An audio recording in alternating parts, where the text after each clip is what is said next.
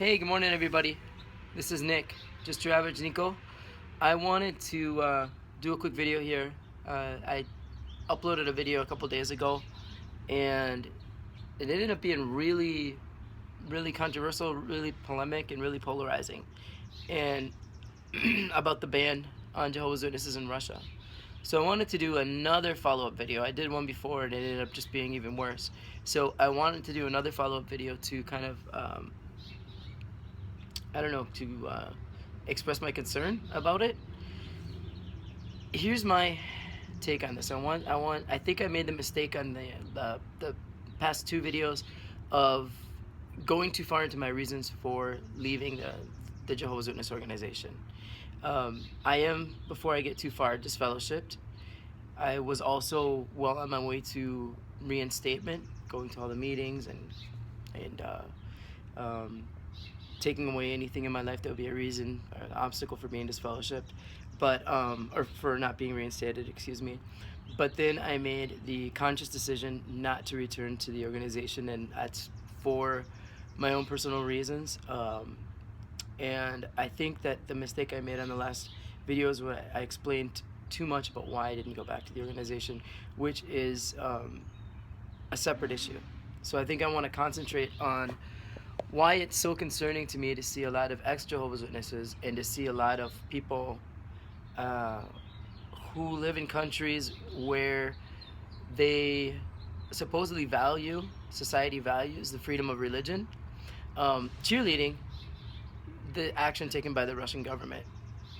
To me, I also want to make clear that there is a distinction between, whether you like it or not, a distinction between the Jehovah's Witness organization and the rank and file Jehovah's Witnesses.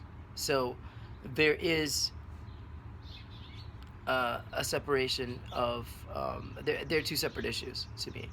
I do have issues with the organization, concerns about the organization, and that's why I didn't return to it, but I have no problem with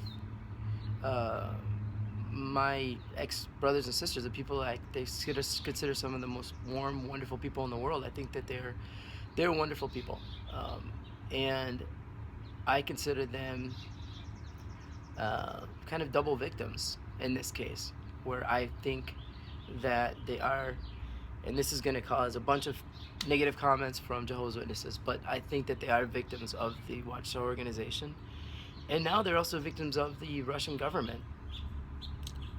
I don't think anybody anywhere should be cheering anyone's religion getting banned, whether you agree with it or not.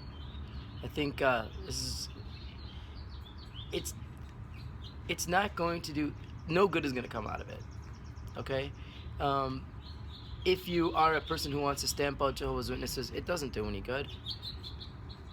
They just, when they divide witnesses, they multiply.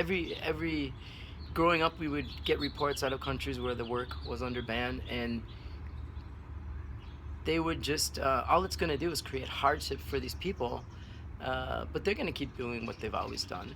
They're going to keep meeting in private homes. They're going to be at risk of being thrown in jail, where they're going to preach to people in jail who are going to then also become Jehovah's Witnesses and then go out and be persecuted. So all it does is spread the suffering around.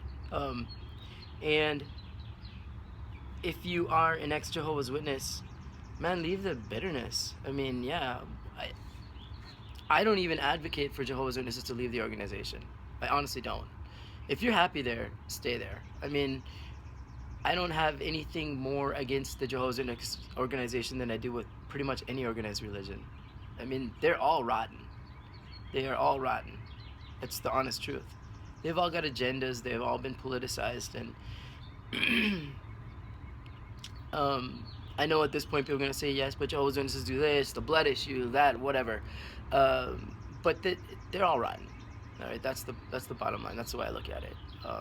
I do follow a spiritual belief, and maybe some of you feel that my spiritual beliefs are extreme, But banning somebody, banning a religion does no good. Some people put on the comments, why don't they ban Islam? No, guys, it doesn't do any good either.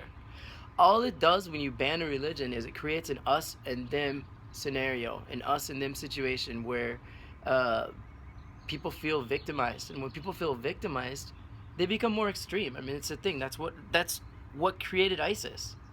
ISIS did not exist before these countries were bombed and pillaged and raped and things. So yeah, I mean, ISIS uses religion. It's a political organization that uses religion to get people to do what they want to do, and the same thing happens in any organization, including Jehovah's Witnesses. When you ban them, you create people, you create martyrs. And I'm not saying that there's going to be Jehovah's Witness terrorists, but you create a situation where people are willing to die and rather than give up their faith, and it just strengthens people's resolve. And it also fits into the narrative. I'm gonna call it the false narrative, but the Jehovah's Witness narrative that that these are the end times, and persecution is a sign that the new system is coming.